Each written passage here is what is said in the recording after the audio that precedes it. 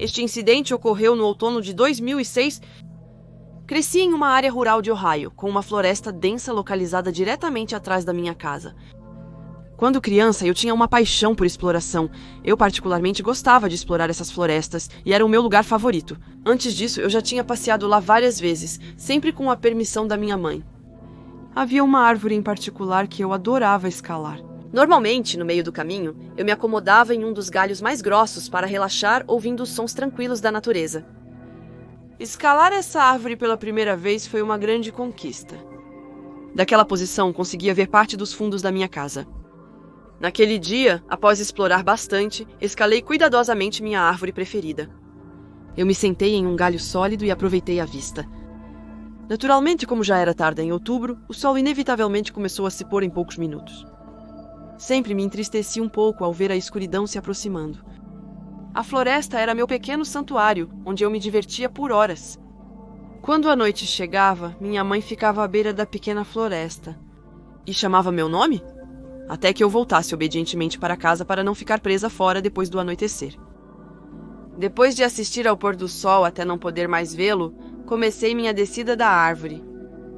Eu estava quase embaixo quando ouvi minha mãe gritar meu nome. No começo, achei que não era nada, pois essa rotina já havia ocorrido várias vezes. Então, notei algo estranho ao tocar o chão com meus pés. A voz da minha mãe vinha de trás de mim, mais fundo na floresta, em vez da entrada, onde ela sempre ficava quando me chamava para casa. Minha mãe nunca entrou nessa floresta, pelo menos não comigo. Eu estava ansiosa para encontrá-la e mostrar minhas atividades favoritas antes de escurecer muito. Foi aí que percebi que algo estava errado. Como ela podia ir para aquela floresta na minha frente? Eu poderia ter perdido ela da vista por causa da água da árvore, mas como ela nunca tinha entrado naquela floresta, continuou a chamar meu nome. E havia algo realmente estranho. Ela parecia completamente frenética, quase irritada. Temendo ter problemas por motivos desconhecidos, fiquei paralisada. Conforme sua voz se aproximava, eu apertava os olhos para tentar localizá-la e determinar o quão irritada ou perturbada ela parecia estar. Mas eu não vi ninguém e não notei nada de incomum. De repente, ouvi sua voz, mais calma, chamando meu nome da direção da casa. Segundos depois, em algum lugar na floresta, a ouvi novamente. Não era um eco, nem fruto da minha imaginação. Eu literalmente a ouvia me chamando da beira do quintal e também à minha frente. De repente, minhas pernas ficaram bambas. Eu não entendia o que estava acontecendo. "Venha aqui agora", dizia a voz que eu acreditava ser dela. Percebi que, não importa quem estivesse imitando, minha mãe se aproximava. Não questionei se era realmente a voz da minha mãe. Havia algo na maneira como ela falava que me desconcertava. Aterrorizada, pois continuando ali, eu veria. Eu me virei e corri para a saída da floresta o mais rápido que pude. É um milagre que não tenha tropeçado durante minha fuga. Embora a casa não estivesse muito longe, a floresta nunca me pareceu tão grande quanto naquele instante. Atrás de mim, a voz da minha mãe continuava chamando-me. O pânico se instalou quando minha verdadeira mãe finalmente apareceu, esperando pacientemente como de costume. No meu estado de medo, eu me recusei absolutamente a olhar para trás. Ao sair da floresta e entrar no quintal, nos braços da minha mãe, a outra voz desapareceu subitamente. Ao invés de sumir, ela parou no instante em que pisei no meu jardim. Eu devia parecer tão assustada quanto me sentia, porque minha mãe me perguntou o que estava errado. E aos poucos meu pânico foi diminuindo. Só falei quando tive certeza de que estávamos seguros em casa com todas as portas trancadas. Perguntei à minha mãe se ela tinha entrado na floresta, e ela respondeu que não, parecendo confusa com a pergunta. Após essa confirmação, hesitei e perguntei a ela se tinha ouvido alguém chamando meu nome e gritando. A resposta para essa pergunta também foi não. Apesar de ainda muito abalada, expliquei tudo o que aconteceu da forma mais clara e racional possível. Minha mãe estava surpreendentemente despreocupada com toda essa história, explicando-me que eu devia ter imaginado e que estava passando tempo demais lá, sozinha. O incidente naquela floresta ficou gravado em minha memória. Ainda consigo ouvir aquela voz tão nítida como um sino. Alguém ou algo me chamava soando exatamente como minha mãe, mas eu sabia que não era ela. Ela não apenas me esperava do lado de fora, mas sua voz também soava estranha, de uma forma que ainda não consigo explicar totalmente. Só retornei à floresta aos 17 anos e por pouco tempo. Analisei todas as possíveis explicações, mas nenhuma parecia totalmente plausível. Definitivamente não era minha mãe brincando. Não havia chance dela ter feito isso, sem mencionar que ela nunca foi do tipo que faz brincadeiras. Também duvido muito que fosse outra pessoa, pois vivíamos em um lugar muito rural. O vizinho mais próximo estava a quilômetros de distância e eu não conheço pessoalmente nenhum deles. Como ele poderia saber meu nome e minha localização exata? Desde então nos mudamos, mas minha mãe e eu ocasionalmente falamos sobre o incidente. Ela ainda insiste que nunca ouviu nada de incomum lá. Eu sei que não deveria ser assim, mas o que aconteceu naquela floresta ainda me atormenta. Passei muitas horas lá antes daquele dia e nunca vi nada fora do comum. A melhor explicação que tenho para isso é a possibilidade de um sósia. Ou talvez um demônio, mas não tenho certeza. Se alguém tem uma explicação para o ocorrido, gostaria muito de ouvi-la. Se você, que está assistindo, já foi ou vive no norte da Califórnia, como eu, concordamos que há uma cruel escassez de lugares assustadores lá, ou mesmo de atividades paranormais em geral. Mas a misteriosa casa de Winchester ainda está de pé. Mas ela se tornou basicamente uma armadilha para turistas, estragando um pouco seu lado assustador. Há muitos lugares com alta criminalidade ou áreas duvidosas, aqui e ali. Mas o que eu vou falar hoje é algo completamente diferente. O que meus amigos e eu encontramos naquela noite é algo que ainda me assombra.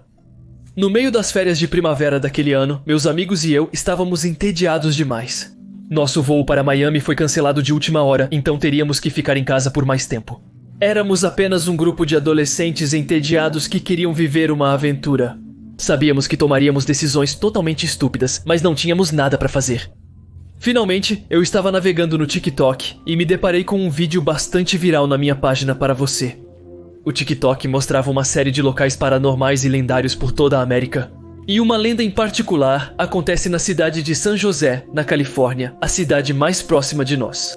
O TikTok descreve a história de uma tribo, ou algo assim. Pessoas albinas que parecem fantasmas que saem à noite para atacar viajantes indefesos. Eram conhecidos por atividades e rituais satânicos, sendo acusados por alguns de serem responsáveis pelo desaparecimento dos moradores das montanhas. A lenda diz que os albinos satânicos que viviam lá eram amaldiçoados, seres demoníacos vindos de outra dimensão. Outros artigos online falam de uma tribo de criaturas que se parecem com fantasmas e que gritam e capturam pessoas de maneira muito estranha. E muitas outras pessoas online até mencionaram ter ouvido gritos estridentes e fortes sempre que passavam por lá, após o pôr do sol. Encontrei um artigo de um site confiável sobre o desaparecimento de um jovem nessas colinas. O jovem caminhante saudável desapareceu repentinamente sem motivo aparente. A polícia ainda não encontrou seu corpo. Após pesquisar mais online sobre os albinos sanguinários, concluí que provavelmente era algum tipo de culto estranho. Ou um grupo de drogados nas colinas. Inicialmente, supus que o desaparecimento do caminhante poderia ser apenas coincidência. Lendas urbanas se espalham facilmente na internet. Eu descartei essa história, considerando-a um mito bobo. Comentei com alguns amigos e rimos muito dessa lenda. Todos nós éramos céticos sobre essa suposta história de albinos sanguinários, achando que era mais uma história estúpida da internet. Eu e a maioria dos meus amigos nunca nos envolvemos em histórias paranormais. Na verdade, não acreditamos muito em fantasmas. Mas discutir essa lenda urbana ainda era interessante. Meus amigos e eu queríamos viver uma aventura, pois estávamos morrendo de tédio.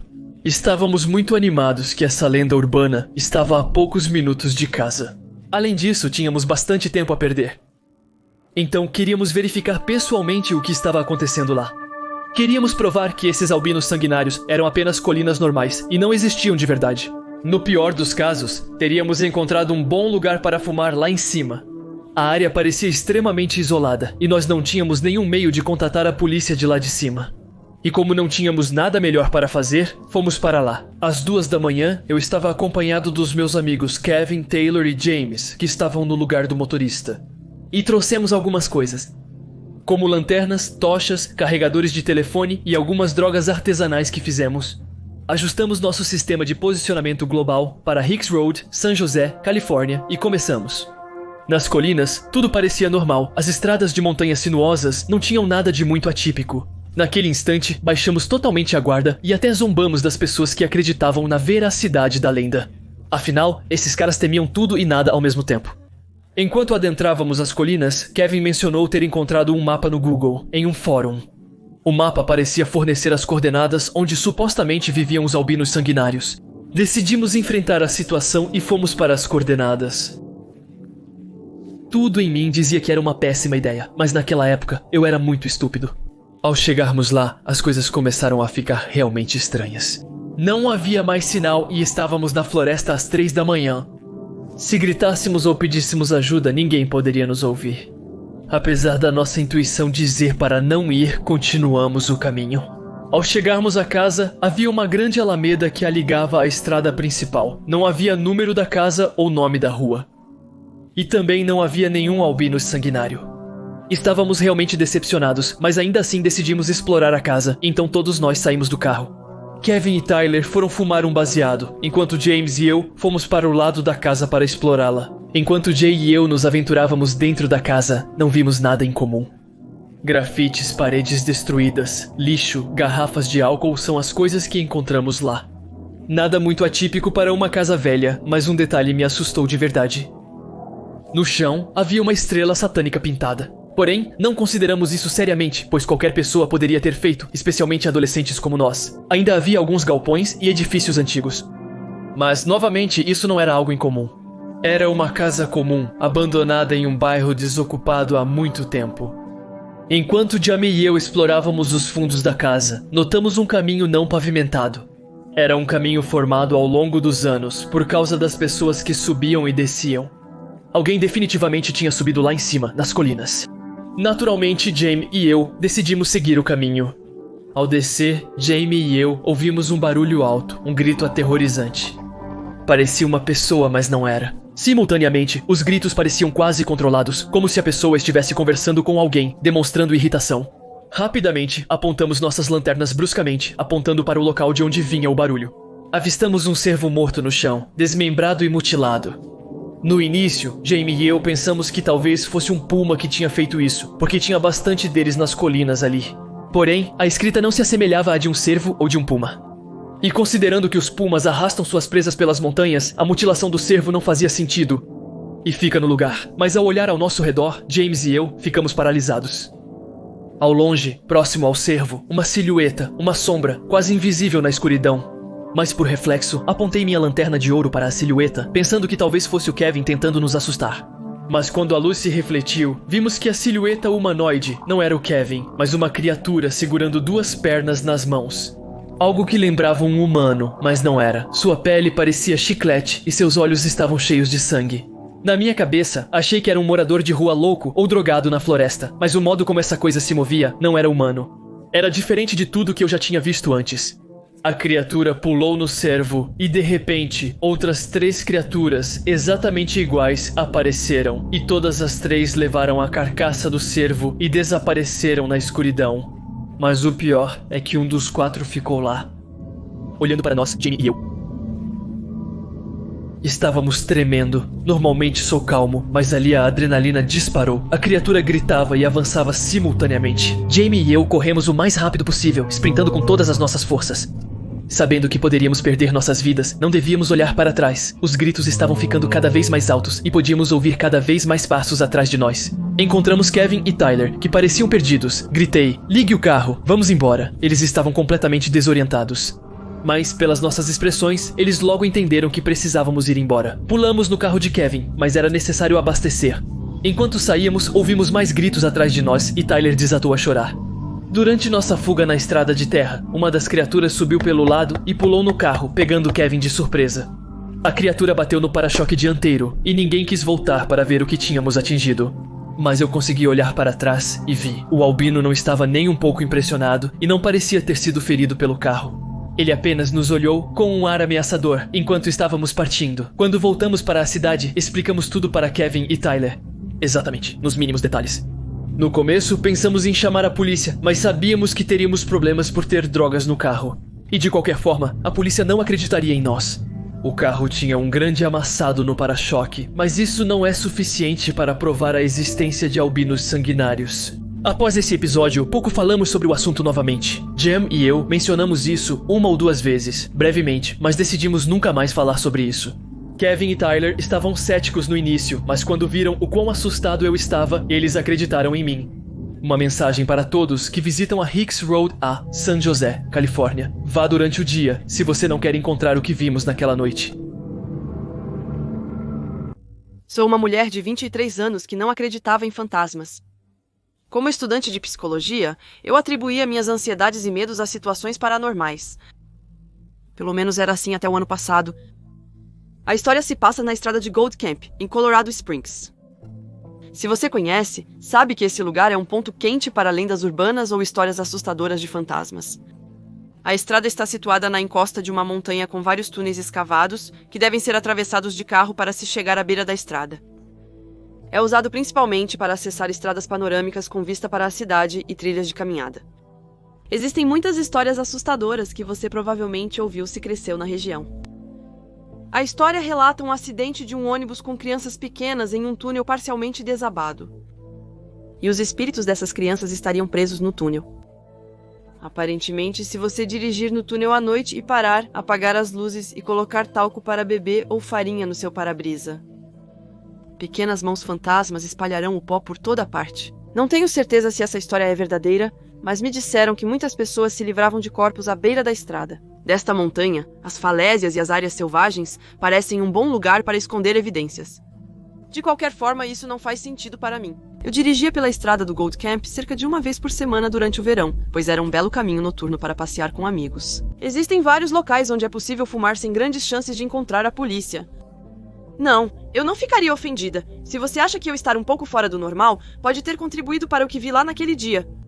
21 anos e eu passamos cerca de 1 hora fumando naquela noite. Tudo é possível. Passeando por lugares pitorescos, tocando música até 3 ou 4 da manhã. Já tínhamos feito a mesma rotina todo o verão e estávamos acostumados com túneis escuros e assustadores e bosques densos durante a noite. E aquela noite não era exceção. Bem, até começarmos a subida para o topo da montanha. Eu não sei como descrever esse sentimento, mas ao chegar a um certo ponto na montanha, tive a impressão de que estava passando por um caminho distinto. Lembro-me de um momento em que tive a impressão de estarmos em um lugar completamente diferente. É como quando os espíritos saem à noite pela cidade. No começo parecia que estávamos totalmente sós, sem nada ao redor. De repente percebi que o local onde nos encontrávamos era muito povoado. Não víamos nada e ainda estava escuro, mas era como se houvesse uma energia ao nosso redor. Era como estar em uma multidão barulhenta, sem nada físico acontecendo. Comecei a me sentir desconfortável e minha amiga disse que estava ficando assustada. Eu disse a ela que não era nada sério, que estávamos chegando ao segundo túnel e logo iríamos descer. Entramos no túnel iluminado pelos faróis. Nesse momento, vi com total clareza. Um garotinho estava de pé à direita do túnel, quase encostado na parede. Ele não parecia um menino real, mas sim uma foto super exposta de um garoto tirada de um filme antigo. Eu e meu amigo nos assustamos e friei bruscamente. E, sob a luz da ação, o menino se dissipou. Não quero dizer que ele desapareceu, mas sim que percebemos que ele nunca esteve lá. Você conhece o susto de acordar em um quarto escuro e ver um casaco pendurado na porta. E por um instante você tem certeza de que alguém está lá. Porém, quando seus olhos se ajustam, você nota que nunca havia nada ali. Isso se parecia com a nossa situação. Mas não havia nada que pudéssemos confundir com a silhueta de um menino ou personagem. O túnel era iluminado por faróis, com paredes lisas e sem padrões. Uma parede de rochas lisas iluminada pelos faróis. Eu nunca tinha visto nada parecido. O que me convenceu foi que meu amigo também tinha visto o garoto. Mas nenhum de nós teve a reação estereotipada de se confundir com um fantasma, como se assustar ou sentir arrepios. Eu bati nos freios porque estava certa, pensei que havia uma criança e de repente nunca houve. Essa é a experiência mais estranha que já vivi. Nunca mais duvidarei do paranormal. O que posso dizer é que não devemos subestimar as lendas urbanas, pois elas têm uma maneira engraçada de provar o contrário. Trabalhei em 4 hotéis distintos. Um dos meus proprietários me disse que todo hotel com mais de 10 anos de serviço já teve mortes durante esse período. Apenas os hotéis inaugurados recentemente não tiveram. Então comecei a perguntar aos outros membros do meu grupo e aos meus contatos. Todos os hotéis da minha região registraram no mínimo uma morte nos últimos 3 anos. Se houve mortes no hotel, então é certamente assombrado. Todos os hotéis antigos são garantidos de serem assombrados. Durante meus 6 anos de serviço, trabalhei meio período para 2 óbitos em hotéis distintos. Um natural, um ainda pior. Meu ex trabalhava em um hotel com apenas um quarto, que nunca era alugado e usado como armazenamento. Porque foi o local de um duplo homicídio nos anos 60 por um serial killer bem conhecido. Mortes em hotéis não são incomuns. Eu não me submeto à fórmula morte igual. Assombrado dos meus hotéis, apenas um agiu de maneira a ser um hotel assombrado. No meu tempo, eu fazia parte apenas da equipe da noite. Às vezes eu trabalhava das 19 horas às 7 horas da manhã, e às vezes das 22 horas às 7 horas da manhã. Às 23h eu precisava fechar todas as portas e atender as pessoas pela janela da noite. Eu adorava isso, pois geralmente não gostava de pessoas, mas sou bom em atuar. A comédia de um ótimo funcionário de atendimento ao cliente. Olá, tudo bem? Deseja um quarto? A hospitalidade para com os clientes é minha especialidade. Mas depois das 23 horas preciso fechar as portas da entrada, escritório, recepção e sala de café da manhã e ficar sozinha até o café da manhã. Acho que já disse o suficiente para você imaginar meu pequeno reino privado. Fechando as portas, a chave resume bem meus períodos de trabalho, durante minhas horas de solidão. Algumas semanas após o início do meu trabalho, eu estava rolando no meu telefone e bam! As portas da sala de café da manhã começaram a trovejar e bater, como se tivessem levado um coice de cavalo. Verifiquei minha câmera de segurança focada nessas portas, mas não notei nada. Retrocedo uns segundos, mas ainda não vejo nada. Eu vou além, também não vejo nada estranho. Revisei o minuto anterior até me ver pulando na câmera do escritório. Mas nada, as portas nem se movem. Ouvi crianças batendo nas portas francesas duplas e o barulho era exatamente como o som do batimento delas. O barulho definitivamente vinha de lá. Caminhei pelo hall de entrada, escritório e sala de café da manhã, observando pelas janelas. Pensei ter ouvido um acidente de carro, mas não havia nada. Dei outra volta. Ninguém está nos quartos acima do escritório ou na sala de café da manhã. São as que vendemos mais barato durante a manhã. Ou eu toco música à noite, o que por vezes incomoda os outros. Esse chute de porta que explode se torna recorrente. Não é só a sala do café da manhã, mas também as portas do hall de entrada, que consigo ver claramente do balcão. Mais perturbador ainda, o escritório privado, cuja porta de entrada não etiquetada é usada apenas por funcionários para acessar a parte de trás da recepção, se torna alvo de chutes invisíveis esporádicos. Eu mantinha um diário que registrava todos os acontecimentos e possíveis problemas durante o meu turno. Causar reclamações de colegas ou pedidos especiais. Enfim, tudo o que foge do comum. Anoto os sons no diário interativo e pergunto aos colegas se também notaram ruídos estranhos. Ninguém mais notou o barulho da porta batendo, nem mesmo os outros trabalhadores noturnos. Porém, a rotatividade era alta. Além do responsável pela recepção e das empregadas de limpeza, durante 6 meses, eu era o segundo funcionário mais antigo na instituição. Os outros trabalhadores noturnos nunca ficaram mais de 3 meses. E eu trabalhava todas as quintas, sextas, sábados e domingos. Havia finais de semana de folga, mas nunca duravam muito. Em seguida, a máquina de gelo ligou e começou a derramar gelo no chão da sala de café da manhã. Isso era menos frequente que o estrondo das portas, mas ocorreu algumas vezes durante meus 2 anos lá. Nunca aconteceu durante o turno de outra pessoa, pelo que eu pude perceber. Os proprietários apenas disseram que era uma falha da máquina e me ignoraram. Pediu para eu limpar e colocar uma placa de aviso quando o chão estivesse molhado no café da manhã. Contudo, os donos indianos começaram a surgir de manhã cedo e a banhar meu reino com mais frequência depois disso. Mas depois disso, houve o plique. Se você nunca ouviu um cachorro que precisa cortar as unhas e que anda trotando no chão de madeira, é o mesmo barulho.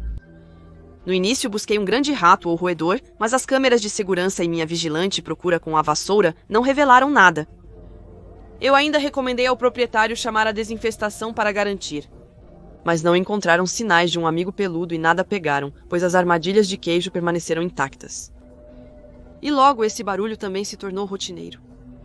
Perto do fim da minha estadia, eu falava ao telefone com um amigo, no fundo da sala, distante da mesa com minhas cafeteiras industriais. Um pequeno quadro branco, usado para rastrear números diários, voou da parede e quase me atingiu no rosto. Depois ele caiu no chão, aos meus pés. Foi estranho porque ele já havia caído antes, diretamente na mesa de carga, onde o gerente trabalha durante o dia. No entanto, eu estava a vários passos, digamos, a uma distância de aproximadamente 2 metros dessa mesa. Não havia vento para fazê-lo viajar em ângulo, e mesmo se houvesse, a mesa estava apenas um pouco acima do nível do meu rosto. Ele teria que se mover quase em linha reta para literalmente atingir meu rosto. Eu ri bastante da situação, mas me arrependi muito de não ter usado minha câmera e registrado a cena. Na época, era a prova mais sólida, já que eu nunca tinha tido prova das minhas experiências paranormais. Eu simplesmente esqueci. Provavelmente tinha problemas mais graves quando falava com meu amigo. Meu Deus, como eu era estúpida! Não hesite em me lembrar de como eu era estúpida, e se isso mostra o quão distraída eu estava nesse período da minha vida.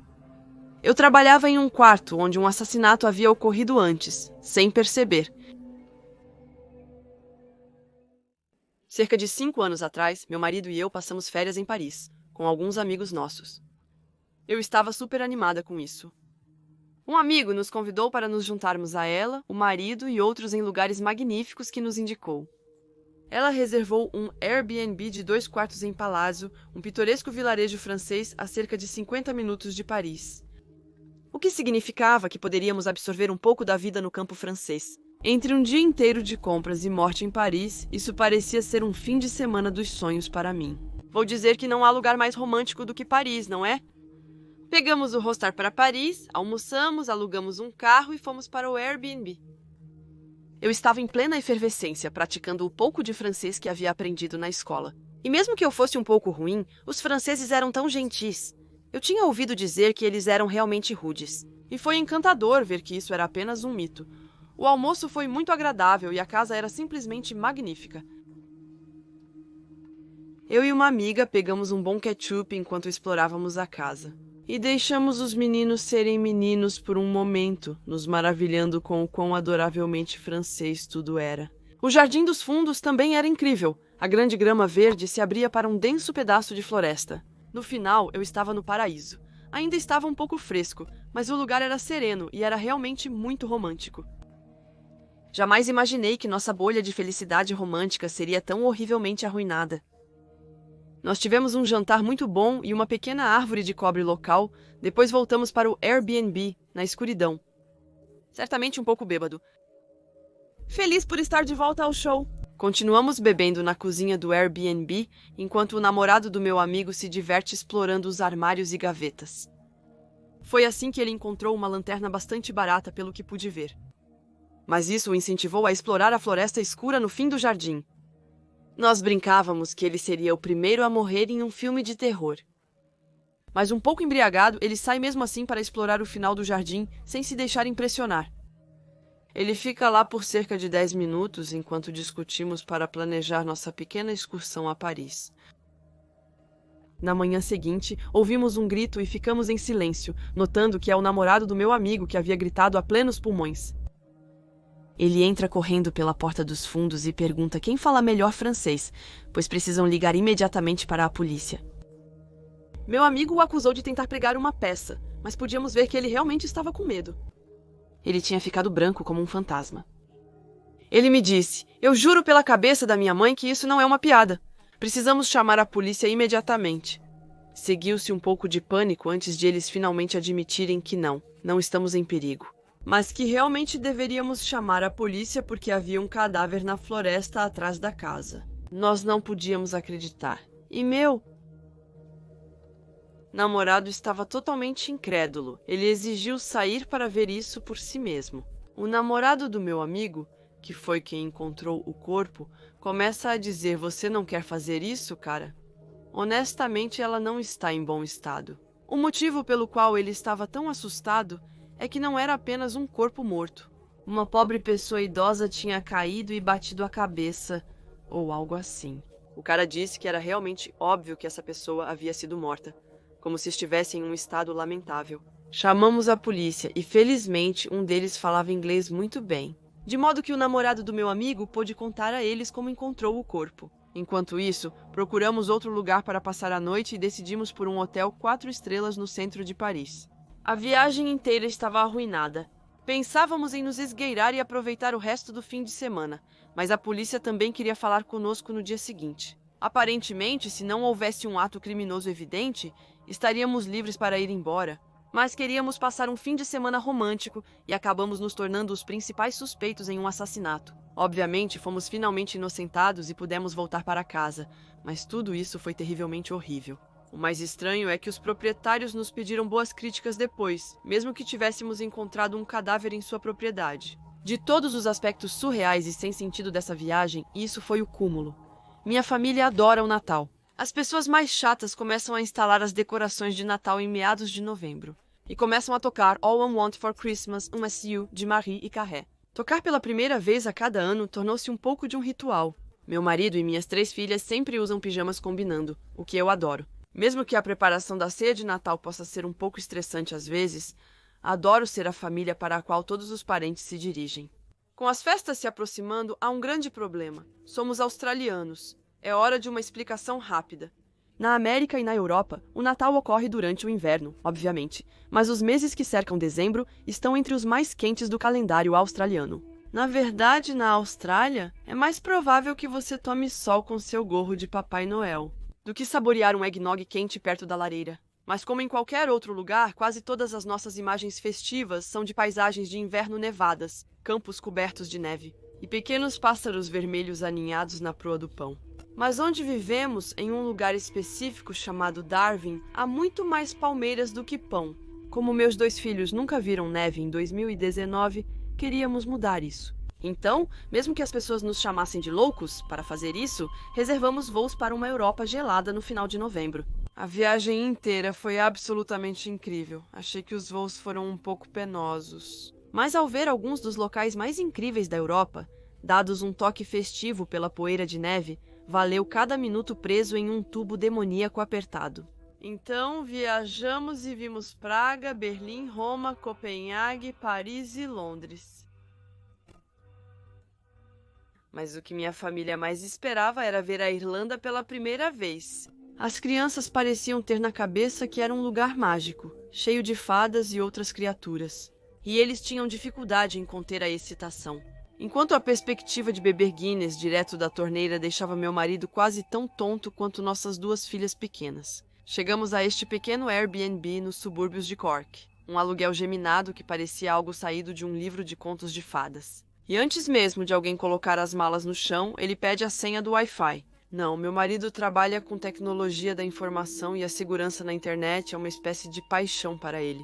Não apenas por ser seu trabalho, mas por saber que precisa ajudar nossa filha a se proteger de algumas das coisas mais sombrias do cyberespaço. Você deveria perguntar a ele todos os detalhes sobre o que ele faz. Mas sempre que chegamos em um Airbnb em algum lugar, meu marido gosta de escanear a rede para garantir que existem controles parentais e que está devidamente protegida. Então, ele fica batendo no laptop enquanto eu tomo uma xícara de café rápida.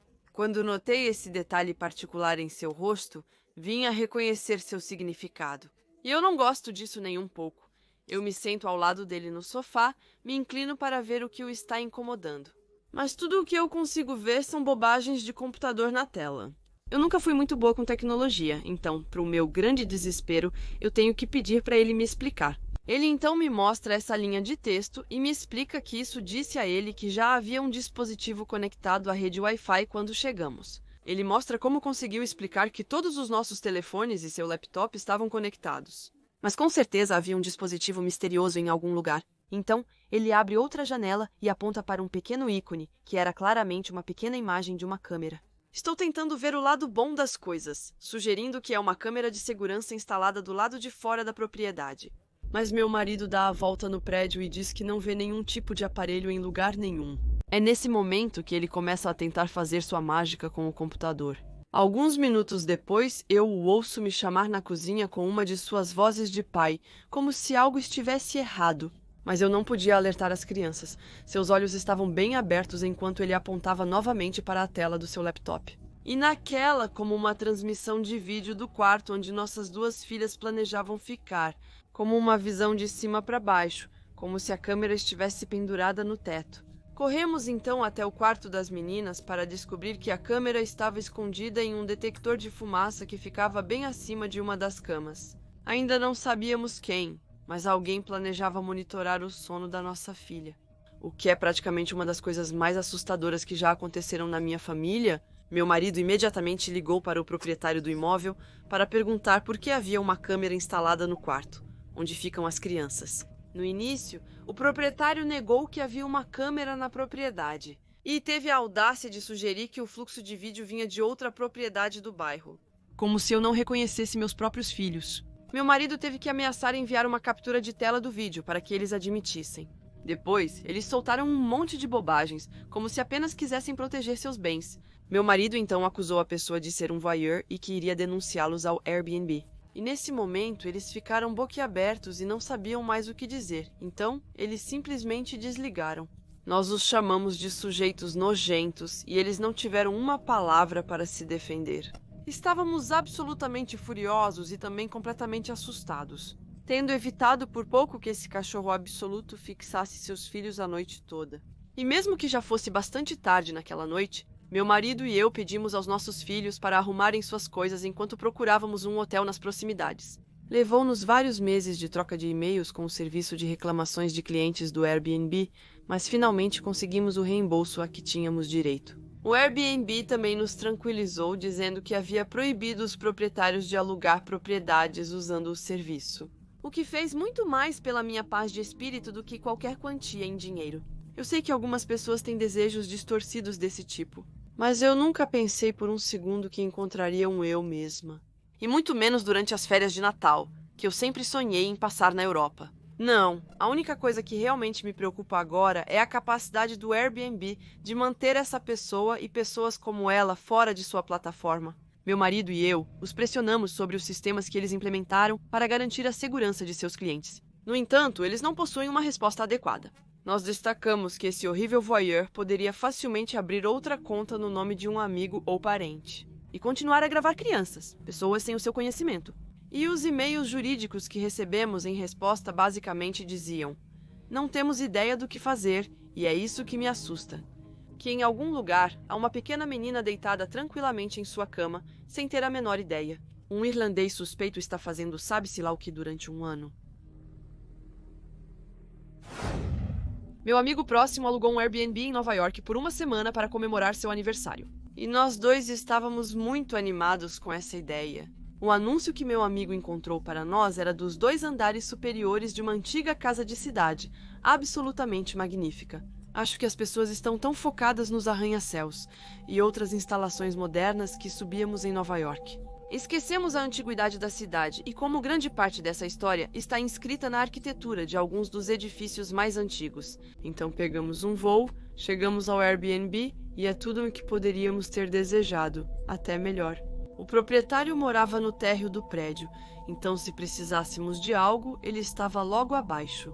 Incrível, não? Não, falso. Como a maioria das coisas, você realmente não sabe com o que está lidando até se envolver com isso. O cara então nos registra, pergunta se temos alguma dúvida ou algo do tipo e é perfeitamente acolhedor. E então, de repente, no momento em que agradecemos e tudo mais, ele nos diz: "Ó, meninas, a propósito, deve haver um saco grande debaixo do Indivoli. Vocês não devem tocar nele de jeito nenhum. Somos um..." Ficamos surpresos e perguntamos se ele não queria que pegássemos a bolsa antes de nos acomodarmos, já que é óbvio que é algo muito privado. Ele então nos responde não, é lá que ele vive. O que isso significa, droga? O que é isso? Quem é ele? Enfim, isso me parece estúpido agora, então nós rimos disso. Estávamos em Nova York, uma cidade onde todos já eram um pouco loucos antes de nós. Por que deixar um pouco de loucura estragar o que poderia ter sido uma semana de aniversário extraordinária?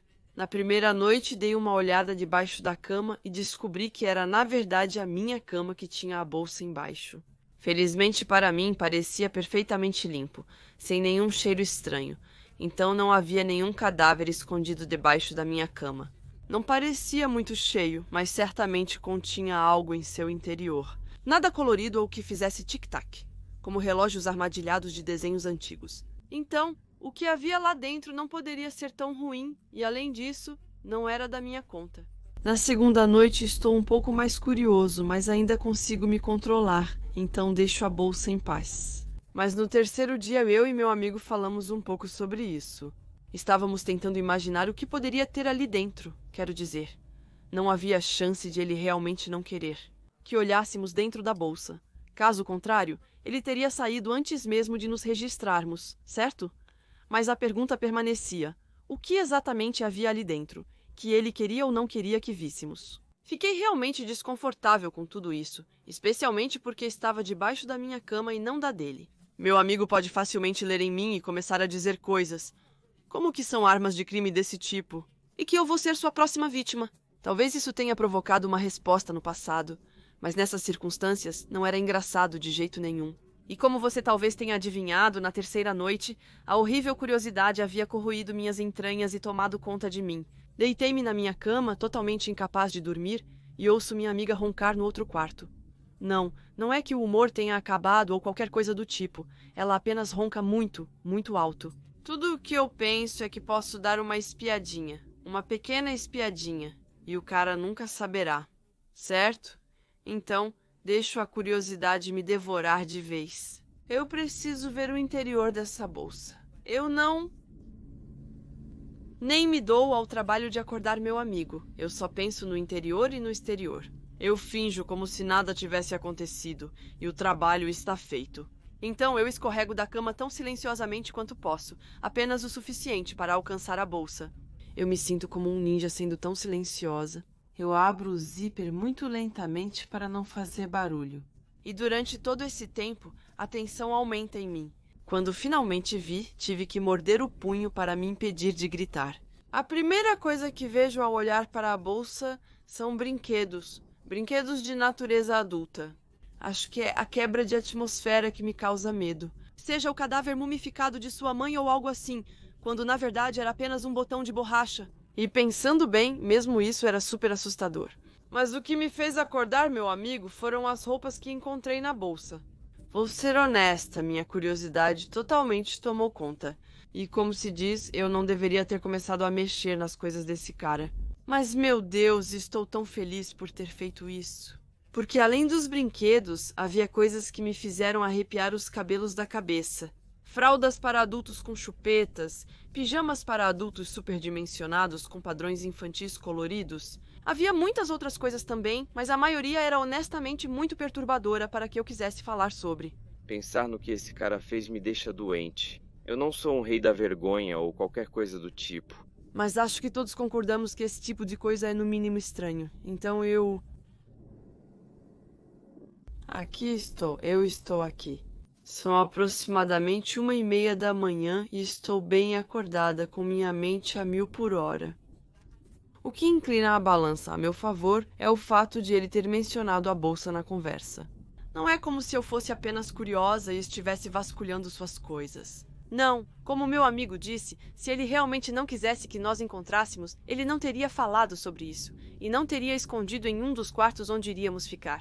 Eu não me sentia mais segura lá, e sabia que minha amiga também não se sentiria, uma vez que ela soubesse o que havia na bolsa. 1 hora depois, nós tínhamos arrumado todas as nossas coisas, sendo o mais silenciosos possível. O plano era deixar as chaves na mesa da cozinha, sair sorrateiramente e explicar a situação para o Airbnb na esperança de um reembolso. Nós poderíamos simplesmente sair dali, dar um tempo, nunca mais ter que vê-lo novamente. Mas isso seria fácil demais, não seria? Porque justo quando começamos a levar nossas pesadas malas para baixo, estávamos fazendo muito barulho. Lembro-me que ouvir o trinco da porta da frente funcionando me deixou arrepiada. Mas estávamos presos nas escadas, não conseguíamos andar. Tínhamos que apenas passar por ele tentando não olhar nos olhos dele. Você está saindo cedo, não está? Ele nos disse. Eu apenas tive que apertar os dentes e acenar com a cabeça. Então ele disse, você olhou na bolsa, não foi? Assim que as palavras saíram de seus lábios, eu tive que estabelecer contato visual com ele. Havia algo descarado em sua atitude, como se ele soubesse o que estava acontecendo. Era tão assustador. Acho que ele deve ter lido isso no meu rosto também, como se o choque do que ele disse fosse tão forte. Ele sabia que eu não tinha sido capaz de me conter, e ele apenas sorriu. Esse sorriso nojento se espalhou pelo rosto dele, e ele não nos dirigiu mais a palavra, enquanto ele saía do prédio e começava a descer a calçada. Essa história estragou nossa viagem por alguns dias. Falávamos e pensávamos apenas nisso. Mesmo quando tentávamos esquecer para nos divertir, isso nos seguia como uma nuvem negra. Só quando contatamos a polícia e relatamos o que encontramos, conseguimos recuperar certa tranquilidade mental.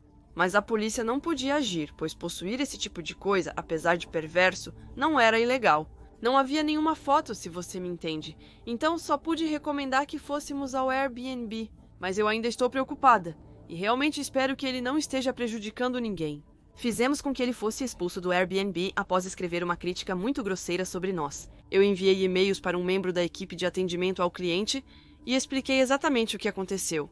Então havia uma pequena luz de esperança. Foi a única vez que isso aconteceu. Assim como todos os outros anfitriões com os quais lidamos, o Airbnb foi fantástico. Mas dito isso, basta uma única má experiência para pintar sua opinião sobre algo, não é? Para um momento, há alguns anos, decidi que descobrir o Airbnb foi a melhor coisa que aconteceu comigo. E o mais estranho é que tudo isso começou a partir de uma das piores coisas que já me aconteceram. Conheci amigos e colegas que perderam um parente e que enfrentaram a situação de frente. A morte deles ocorreu em uma idade avançada ou após uma longa doença. Era algo que eles podiam aceitar. Mas quando perdi meu pai de repente em 2017, isso realmente me atingiu.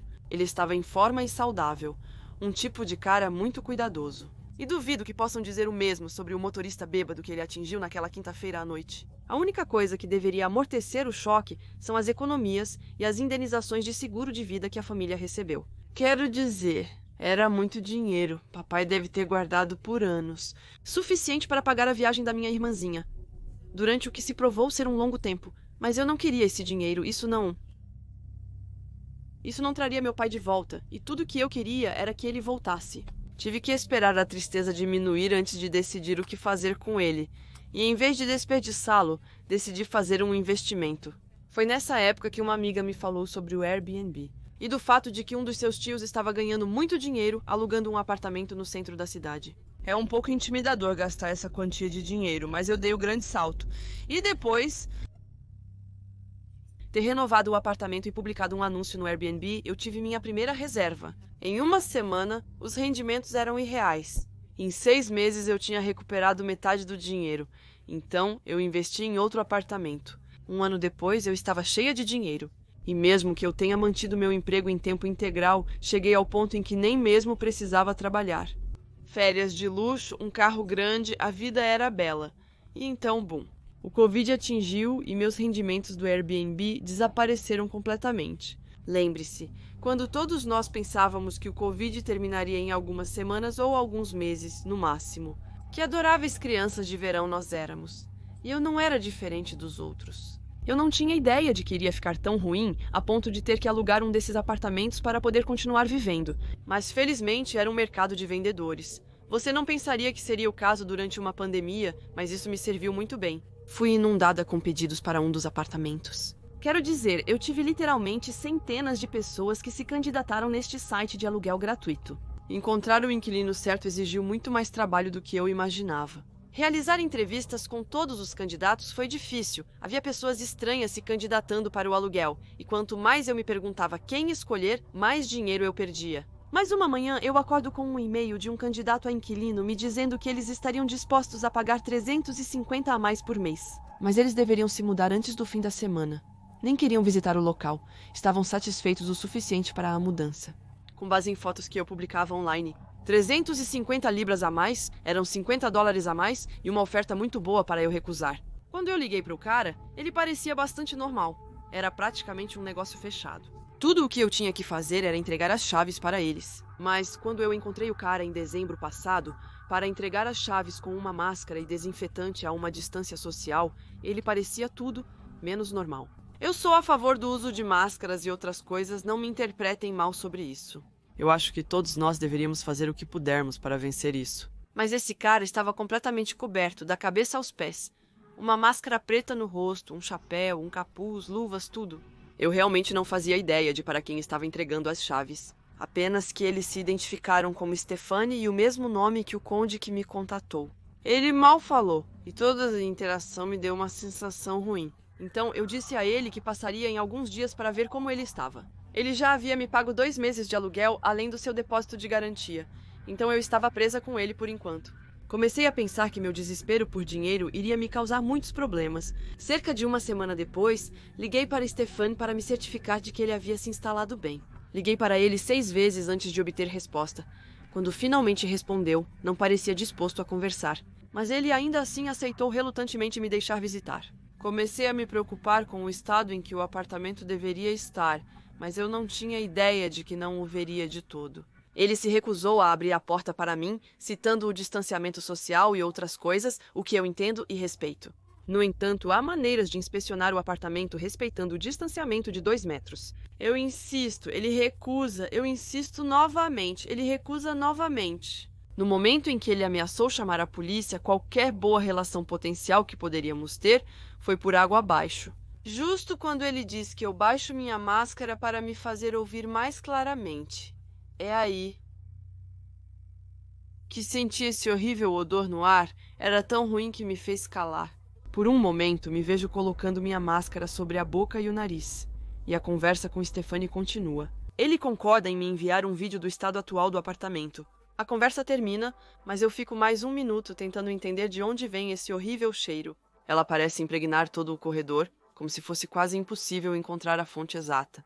E como ela é tão intensa, eu realmente não quero. Eu apenas rezo para que ela não venha do apartamento que acabei de alugar. E apesar de tudo, no fundo, eu não consigo evitar de imaginar coisas. De me perguntar se haveria um cadáver em decomposição em algum lugar? Como você pode imaginar, eu estava bastante nervosa naquele momento. E enquanto eu atravessava a rua de volta para o meu carro, eu me virei para olhar a janela do apartamento. Agora, minhas olhos são terríveis. Percebi que o personagem de Stephanie tinha todas as cortinas fechadas, mas escolheu pendurar uma máscara estranha na janela. Eu acho que era papel machê ou algo assim. Ele parecia muito antigo, com um aspecto desgastado e longos pelos negros emoldurando seu rosto assustador. Lembro-me de ter soltado um suspiro audível, como o Senhor Todo-Poderoso. Vai piorar muito antes de melhorar. E de repente, a máscara desaparece nas cortinas. Não é só uma decoração assustadora. Alguém a usava para me observar. Enquanto ele fazia isso, Stefani me enviou um vídeo do apartamento, que parecia muito bom. Só que ele tinha um canto da sala que aparentemente se recusou a me mostrar. Eu o pressionei sobre isso porque me esconderia esse canto em particular. Por que me mostrar todo o resto, exceto isso? Ele fingiu não saber do que eu estava falando e decidi desistir enquanto estava à frente. Levou 1 semana antes de eu começar a receber reclamações. Outros inquilinos do prédio, que devem ter obtido meu número através da empresa de gestão, começaram a me ligar para reclamar do barulho e do cheiro vindo do apartamento. 20 é aquele que eu possuo. Mas então, após algum tempo, as ligações deixaram de ser reclamações e começaram a ser mais como avisos. Sobre coisas que eles tinham ouvido, vindo do apartamento de Stefani, e aparentemente os odores estavam cada vez piores. Porém, Stefani sempre recusou todas as inspeções formais do apartamento e continua fazendo isso até hoje. Passei em frente ao apartamento 2 semanas atrás. Uma noite, quando eu voltava do trabalho, eu tinha trabalhado até tarde no escritório. Então, era por volta das 9 da noite quando decidi fazer um pequeno desvio. Apenas assim, para verificar o apartamento, fui recebida por um arrependimento quase imediato. Aparentemente, Stefani só usa lâmpadas vermelhas para iluminar o apartamento após o anoitecer. E eu olho pela janela tipo, o que esse monstro está fazendo agora? Quando vejo 2 pessoas correndo e pulando na sala completamente nuas. À primeira vista, ele claramente não é o único morando lá agora, embora só o nome dele esteja no contrato de aluguel. Embora não seja uma história completa, já decidi não renovar o contrato de aluguel do Stefani para o apartamento. E que quando esses 2 meses passarem, vou pedir para ele sair, ou então envolverei as autoridades. Mas isso é praticamente a única coisa da qual tenho certeza, por enquanto. Não sei o que ele e essas outras pessoas estão fazendo na minha propriedade, nem de onde vem esse mau cheiro. As coisas ficaram bem ruins, como eu imaginava, mas tenho um pressentimento sinistro de que podem piorar muito, e que tirar Stefani do apartamento vai ser muito mais difícil do que eu imaginava. Não vale mais a pena gastar dinheiro, nenhuma quantia de dinheiro vale a pena descobrir o que ele fez. E eu não quero saber se algo realmente horrível aconteceu lá dentro. Vou tentar mantê-los informados no futuro, se eu ainda estiver em condições de fazer isso. Porque só Deus sabe quais horrores indescritíveis me esperam naquele apartamento. E Deus sabe a que Stefani recorrerá em seus esforços para nos impedir de descobrir. As coisas estão definitivamente prestes a ficar estranhas. Meu filho era muito ativo em um aplicativo chamado Discord. E, pelo que entendi, era um aplicativo de mensagens para pessoas que jogam videogames. Isso permitia que ele falasse com pessoas do mundo todo que jogavam o mesmo jogo. Então ele nos deu uma notícia. Ele ficou amigo de uma garota do Reino Unido chamada Lori. Eles se conheceram jogando um jogo de pirata. jogando juntos quase todos os dias e conversando a maior parte do tempo, até quando não estavam no computador. Ele finalmente perguntou se ela queria ser sua namorada e ela disse sim. Era realmente um novo conceito para alguém como eu, que cresceu em uma época em que os telefones celulares nem mesmo existiam. Mas eu entendo que vivemos em uma era digital onde novos métodos de encontro estão surgindo. Então, eu apenas tentei ser feliz por ele, como qualquer mãe seria quando seu filho tem sua primeira namorada ou namorado. Além disso, com um oceano inteiro entre eles. Não é como se eu tivesse que me preocupar com ele engravidar acidentalmente ou algo assim. No entanto, numa tarde de domingo, meu filho sai de sua caverna pelo que parece ser a primeira vez em dias. Ele entra na sala onde eu e meu marido estamos sentados, com uma expressão muito preocupada no rosto. Perguntamos a ele o que havia acontecido e ele deu de ombros, dizendo que estava tudo bem. Então, ele se afastou novamente. Como você pode imaginar, nós olhamos um para o outro, eu e meu marido, com um olhar que significava: mas o que ele tem? Meu marido se levanta e segue nosso filho pela sala, antes de perguntar gentilmente qual era o motivo de sua infelicidade. De acordo com o que ele me disse, nosso filho estava apenas fazendo aquela coisa típica de meninos, fingindo que estava tudo bem. Mas de uma maneira que nos diz que ele está claramente chateado com alguma coisa. Meu marido então me disse que ele tinha perguntado sobre Lori. E nosso filho respondeu de uma maneira quase visceral, dizendo: por que vocês estão sempre se metendo nos meus negócios? Blá, blá, blá. Ele obviamente tocou em um assunto sensível, então nossa conclusão geral era que ele e Lori devem ter terminado e ele simplesmente não queria falar sobre isso. Nós não queríamos pressioná-lo e de certa forma o deixamos seguir em frente para que ele pudesse superar isso. Mas durante o mês seguinte, nosso filho parecia cada vez mais deprimido. Ele passava cada vez mais tempo em seu quarto. Ele só saía para ir à escola ou comer, para depois se retirar para sua pequena caverna de meninos. Como eu disse, nós pensamos que era porque ele tinha terminado com a namorada pela internet. Mas uma vez, meu marido estava passando pelo quarto dele e ouviu claramente ele falando com alguém. Através do chat de voz no Discord, ele se dirigia a ela chamando-a de bebê e até a chamou de Lori em certo momento. Aparentemente, eles ainda se comunicavam naquele momento, embora sempre supuséssemos que tiveram problemas de relacionamento. Acrescentando o fato de que eles estavam a milhares de quilômetros um do outro. Eu sei que relacionamentos à distância raramente funcionam, mesmo quando as pessoas estão a poucos estados de distância. Mas essas crianças tinham um oceano inteiro separando-as. Só Deus sabe o quanto isso deve ter sido difícil para eles. Apesar disso, aprendemos que esse não era exatamente o problema, mas sim algo muito mais sombrio. Como eu disse, nosso filho parecia ficar cada vez mais deprimido ao longo do mês. E era tão grave que, em certo momento, meu marido e eu consideramos levá-lo a um terapeuta ou algo do tipo, para sufocar o problema no início antes que se transformasse em algo menos fácil de lidar. Mas de repente, do nada, ele começa a melhorar psicologicamente.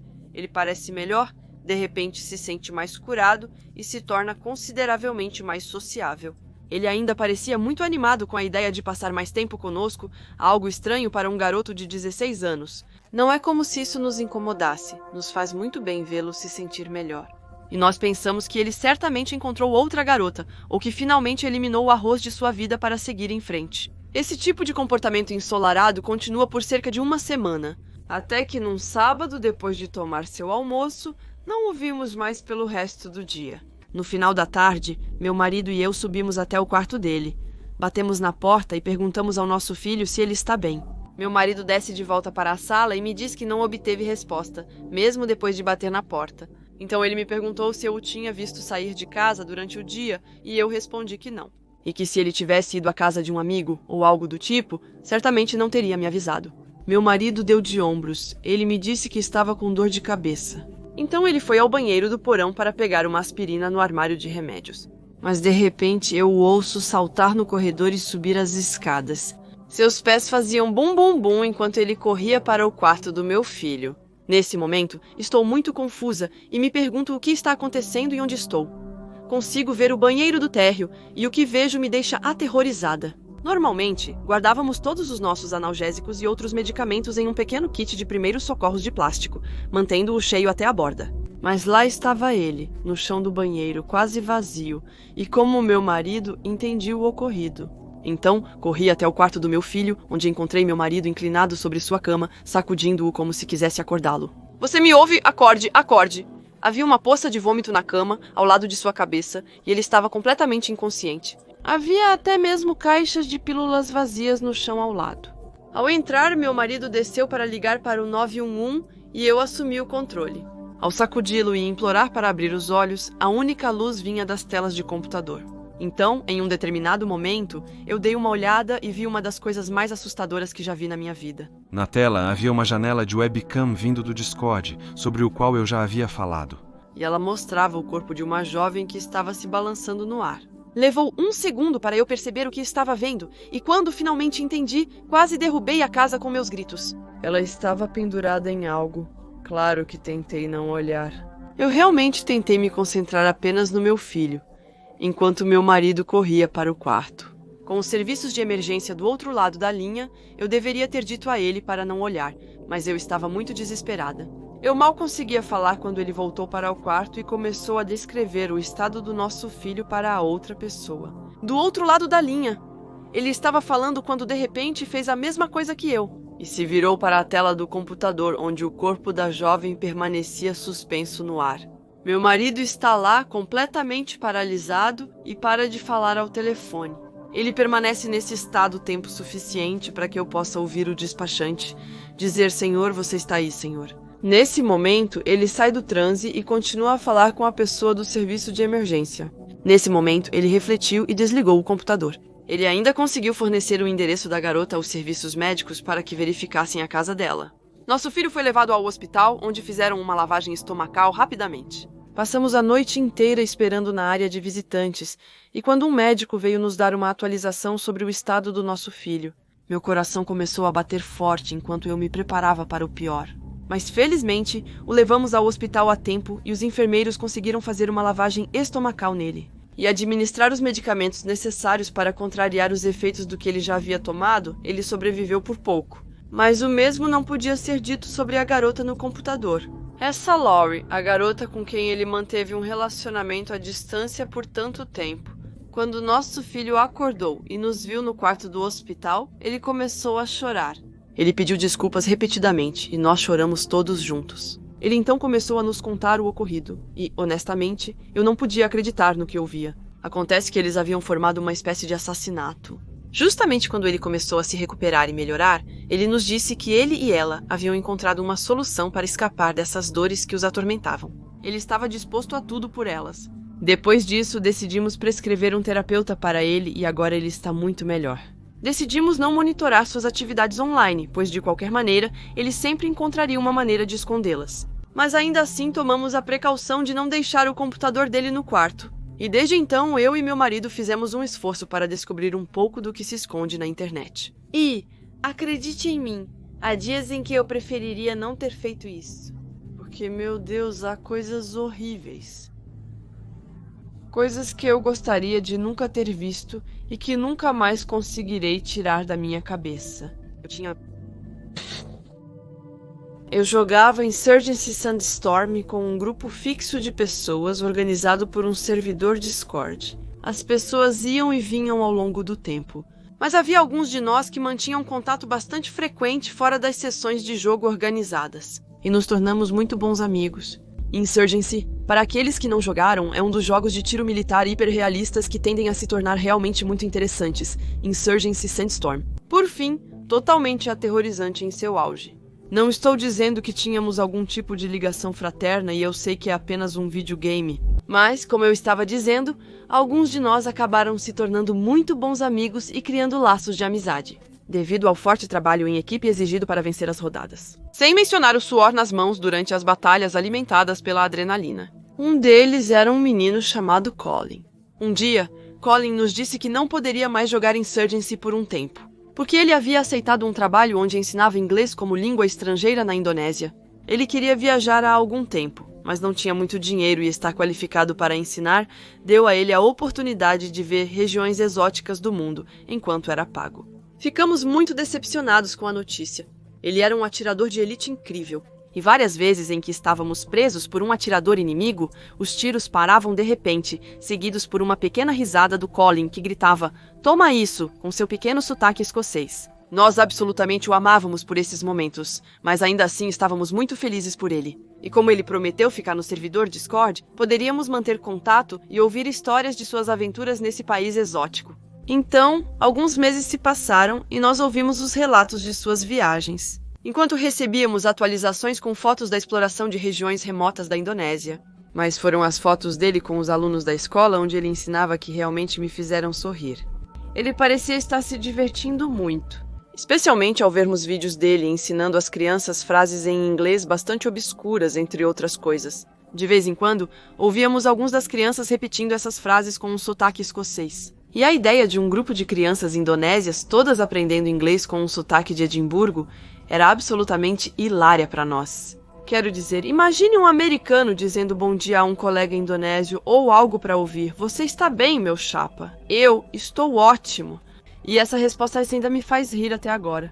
E então, em setembro de 2018, acordei ouvindo a notícia de que havia ocorrido um terremoto na costa indonésia, causando assim um terremoto que resultou em um tsunami massivo que destruiu enormes partes do país. Imediatamente pensei em Colin e corri para o Discord usando o aplicativo do meu telefone. Enviei-lhe imediatamente uma mensagem perguntando se estava tudo bem e esperando que ele não tivesse sido pego no tsunami. Obviamente, havia uma enorme diferença de fuso horário, de 7 a 8 horas entre o Reino Unido e o Sudeste Asiático, e acontecia de Colin não responder por horas.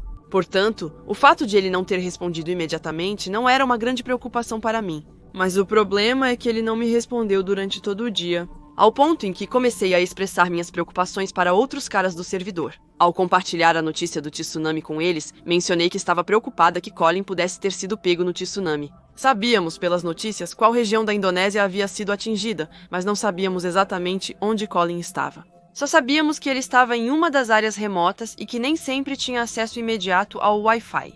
Outro motivo para nos preocuparmos, mas ele também não respondeu no dia seguinte nem no dia depois disso. E chegamos a um ponto em que uma semana se passou e não tivemos mais notícias dele. Ninguém tinha visto o Colin online desde que tivemos as notícias do tsunami. Foi nesse momento que começamos a nos preocupar de verdade. E quanto mais os dias passavam, mais ficávamos assustados com a ideia de que algo sério poderia ter acontecido com ele. Foi nesse momento que comecei a revisar algumas das mensagens que ele havia enviado. No mês anterior, ele viajou por toda a Indonésia. E ele passou suas primeiras semanas na capital, Jakarta, que não foi afetada pelo terremoto nem pelo tsunami que o seguiu.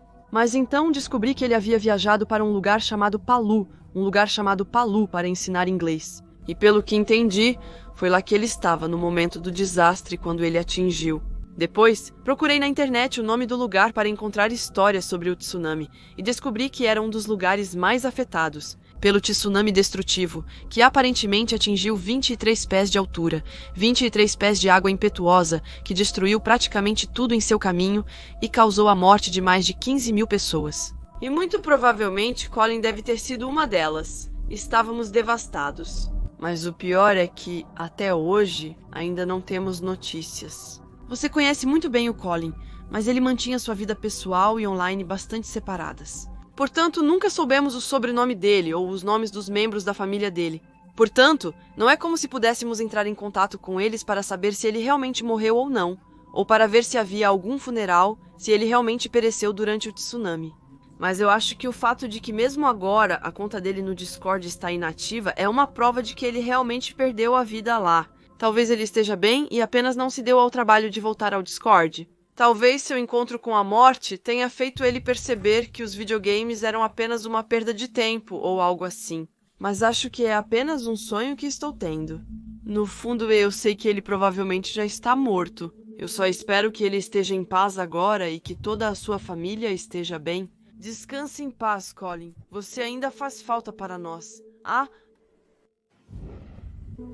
Alguns anos atrás, conheci uma garota no Tinder com quem tive muita afinidade. Fomos tomar um café, o café acabou se transformando em bebidas e as bebidas acabaram criando faíscas. E então, bum, nos encontramos no meio de um turbilhão de romance. Trocávamos mensagens constantemente quando separados, sonhando com férias românticas. Enfim, todas as coisas que os jovens fazem quando estão em um novo relacionamento vibrante. Mas um dia, quando eu pensava que as coisas não poderiam ser mais perfeitas, ela me fez sentar com a clara intenção de ter uma conversa séria. Eu pensei que era algum tipo de término, então me preparei para o pior. Mas felizmente, não era tão grave quanto eu temia. Era apenas um pouco estranho para mim, saía do comum. Ela me disse que era poliamorosa. Naquele momento, eu não tinha ideia do que isso poderia significar. Então, eu a encarei fixamente, com uma expressão confusa no rosto, o que a levou a me explicar o que era poliamor. Não era um termo muito comum, mas basicamente significa que se compartilha uma relação amorosa com várias pessoas ao mesmo tempo. Ela disse que pode se comprometer comigo, mas que deveria ser livre para ver outras pessoas, mesmo que de maneira menos séria. Sendo jovem, estúpida e totalmente encantada por ele, eu aceitei. E acabou sendo a pior decisão que já tomei. Eu disse a ela que poderia fazer o que quisesse, contanto que não me contasse sobre isso. Ela concordou, mas ao longo das semanas comecei a ficar um pouco ciumenta. Ela tentou resolver isso me apresentando o app que usava para encontrar outros poliamorosos para conhecer. Algo chamado Discord. Aparentemente, é usado principalmente para comunicação em jogos de vídeo. Descobri que as pessoas também usam isso para fazer todo tipo de coisa estranha, incluindo encontros. A garota me disse que eu sou bem-vinda no servidor do qual ela faz parte, e para procurar alguém aberto a algo casual. Eu pensei que estava certo, então eu fiz. Criei uma conta e ela me convidou para um pequeno servidor chamado inocentemente de A Fazenda, apesar de não ter relação alguma com a agricultura. Então, ao me convidar, a garota me apresentou como sua parceira e pediu a alguns membros para me acompanhar por todos os diferentes canais e tudo mais. Eles eram, na verdade, bastante simpáticos, falavam-me sobre alguns dos elementos da poligamia e elogiaram a gentileza da garota com quem eu estava. O que, eu não sei, de alguma forma me aqueceu e eu me senti melhor. Comecei a conversar com outra garota no servidor. Estamos nos dando bem, mas não me vejo indo além com ela. Na verdade, eu só fiz isso para fazer a garota que eu estava vendo feliz, e aparentemente, isso a deixou muito feliz. Ganhei muitos pontos de fidelidade, então tudo terminou bem. Mas cerca de uma semana depois, no Discord, recebi uma mensagem de alguém que pensei inicialmente ser outra garota. Nós trocamos cumprimentos e começamos uma pequena conversa, então recebi uma mensagem com uma foto. Acontece que não era uma garota de todo, era um cara. E a foto era o único tipo de foto que eu absolutamente não queria ver. Deixa o conteúdo da imagem à sua imaginação. Apenas imagine a pior coisa possível que um cara pervertido poderia enviar para você na internet, e você acertou em cheio. Ele seguiu a foto dizendo que queria dormir comigo e minha namorada ao mesmo tempo. Eu apenas ignorei as mensagens, supondo que o cara seria expulso do servidor por violação das regras ou algo do tipo. E finalmente, eu falei com minha namorada, mas ela, por outro lado, não parecia ter a mesma reação que eu de forma alguma. Na verdade, ela disse que estava conversando com ele há um tempo e que ele era normalmente muito gentil e educado. Ele disse que eu estava exagerando, alegando que eu estava apenas com ciúmes. Eu disse a ele que me sentia muito desconfortável com a ideia de um relacionamento a 3 e que não queria me envolver nisso. Mas, novamente, ela tem o direito de fazer o que quiser, desde que eu não precise ouvir sobre isso. Esse drama se acalmou e eu pensei que era o fim de tudo isso. Mas não era, de maneira alguma. Um mês depois, as coisas ainda estão tão intensas com a garota. E enquanto eu estava fora fazendo compras, notei algo que chamou minha atenção. É algo que não notamos muito, a menos que aconteça conosco. Em uma mercearia, cada pessoa geralmente pega um carrinho ou uma cesta. Aqueles que precisam de apenas 1 ou 2 itens entram e saem rapidamente, em cerca de 1 minuto. Lembro-me de ter visto esse cara andando de um lado para o outro nos corredores, sem nada nas mãos. Fiquei me perguntando o que aquele cara fazia ali. Como não estava fazendo nada muito estranho, passei para outra coisa. Mas toda vez que eu me encontrava em um corredor pegando coisas nas prateleiras, via-o andando de um lado para o outro. E às vezes, até fazíamos contato visual. Nada muito assustador, apenas um olhar ocasional. Mas isso aconteceu comigo repetidamente, ao ponto de eu me perguntar, ele está me seguindo? Enfim, faço minhas compras, termino e caminho até meu apartamento, esquecendo o que aconteceu. Horas depois estou em casa, relaxando sozinha e comendo uma grande refeição chinesa que pedi por delivery. Mas ouço barulhos de passos nas escadas, fora do meu apartamento, passos pesados. Nada fora do comum, propriamente dito. Então a porta de entrada do apartamento faz um estrondo, tremendo devido a um impacto do outro lado. A princípio pensei que fosse um vizinho ou algo assim, então gritei. Mas o que você está fazendo, cara? Mas não recebi nenhuma resposta. Apenas outro golpe forte contra a porta. Ele não estava tentando chamar minha atenção. Ele estava tentando arrombar. Eu estava prestes a sair da minha pele, mas instintivamente peguei meu telefone para discar o 911. Corri para o quarto, ajoelhei-me em direção ao cofre debaixo da cama, onde estava meu revólver calibre 40. Informei ao despachante a situação e ela confirmou que a polícia estava a caminho. No entanto, eu não tinha ideia de quanto tempo eu tinha antes dele conseguir entrar. Eu voltei para o corredor com minha pistola travada e carregada. Apontando para a porta, eu gritei: "A polícia está a caminho!" Mas isso não fez nada para dissuadir quem estava do outro lado. Ele apenas continuou batendo na porta de entrada. E a cada batida, eu tinha a impressão de que minha porta estava cada vez mais prestes a ceder. Foi só quando eu disse: "Tenho um 40 aqui, meu amigo. Não me force a usar", que as batidas pararam. No mesmo instante, ouvimos as sirenes se aproximando. Então ouço outros passos pesados vindos da escada externa e tudo fica silencioso novamente. Um pouco mais tarde, fiz minha declaração aos policiais que chegaram e meu telefone na mão. Recebo uma notificação da minha namorada que diz: "Desculpe." Liguei para ela após os policiais irem embora e perguntei: "Por que você está desculpada? Acabou entre nós?" Enquanto ela me respondia soluçando, entendi algo que me fez cerrar a mandíbula. Aqui está um resumo do que ela me disse. Ela disse que estava saindo com o cara que me enviou a foto indesejada, que aparentemente se tornou super estranho, dizendo a ela que deveria terminar comigo, porque ele a queria como sua parceira principal. Ele começou a dizer que não concordava com a poligamia, que eu não era bom pra ela e blá blá blá. Ele ficou agressivo ao falar sobre o assunto. Ela o expulsou e pediu para nunca mais entrar em contato. Esse cara veio de uma cidade do outro lado, e minha namorada pensou que ele simplesmente voltaria de carro, mas ele não fez isso. E ele aparentemente coletou informações suficientes sobre mim através dela. Ele pode ter vasculhado o telefone dela para obter minhas fotos e me encontrar.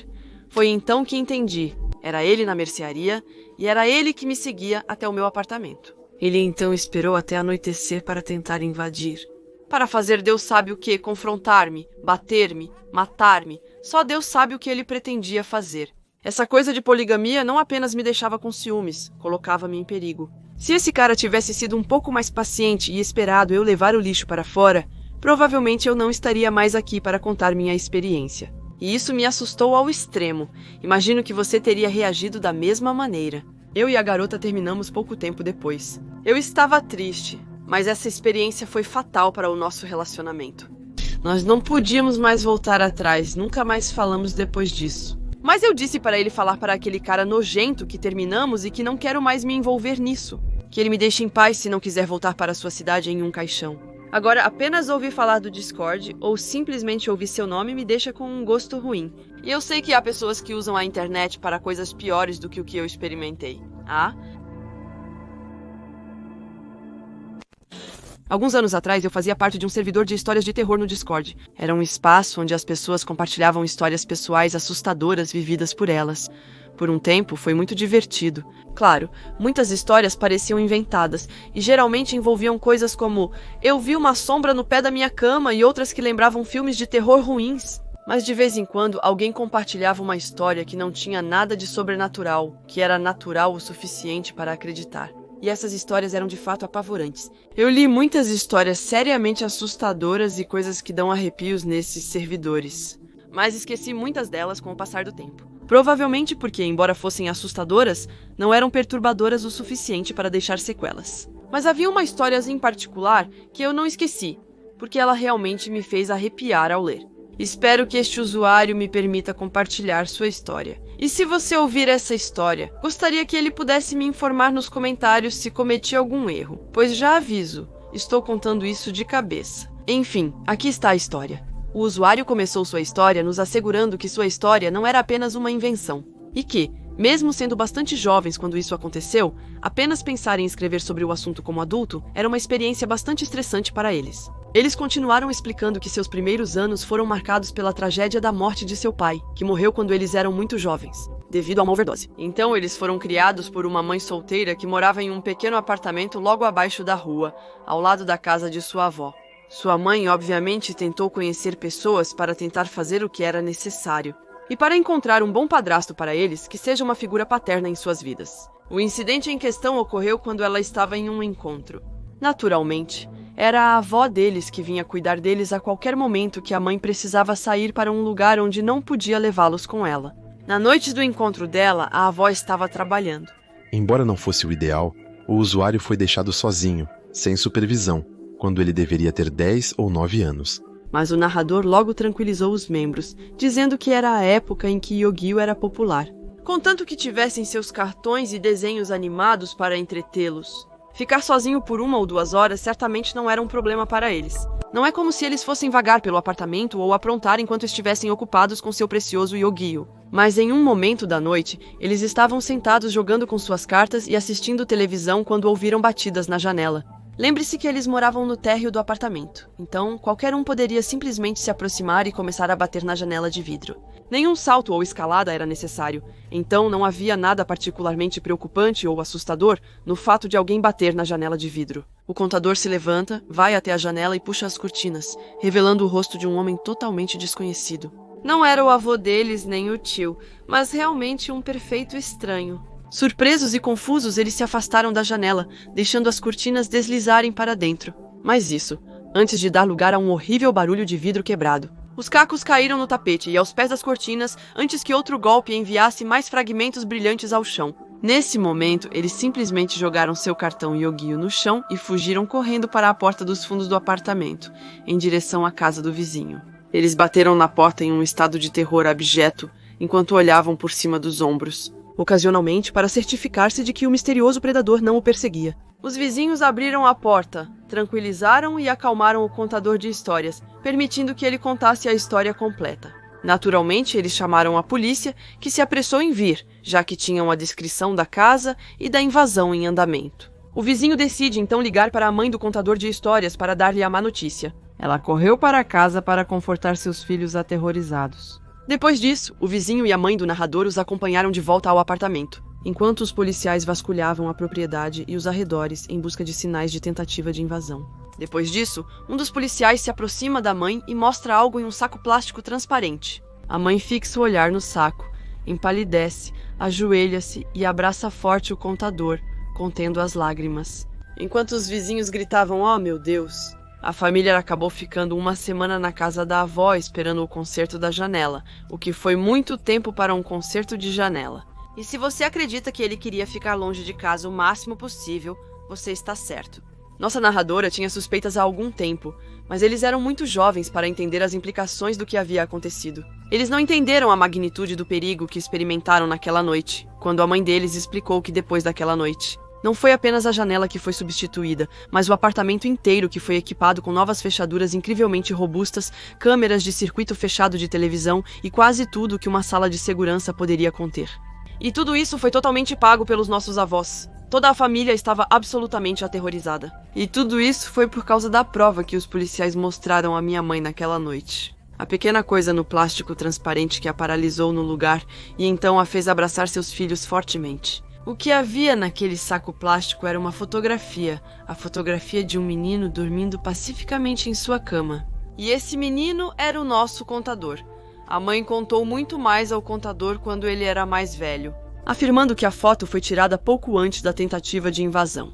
Algo sobre os lençóis da cama que eram bastante novos, ou algo assim. Ou uma nova corte de cabelo que o garoto acabara de fazer. Eu esqueci esse detalhe. Enfim, era um detalhe que deixava claro que o intruso havia entrado no apartamento de alguma forma. Talvez só 1 semana antes. Tirando assim uma foto do jovem narrador enquanto ele dormia, só posso imaginar o que ele deve ter feito com várias outras crianças também. Fazendo seu pequeno catálogo de vítimas potenciais, consultando-as por horas antes de decidir qual ele gostaria mais. Acho que foi isso que mais me aterrorizou quando li a história dele.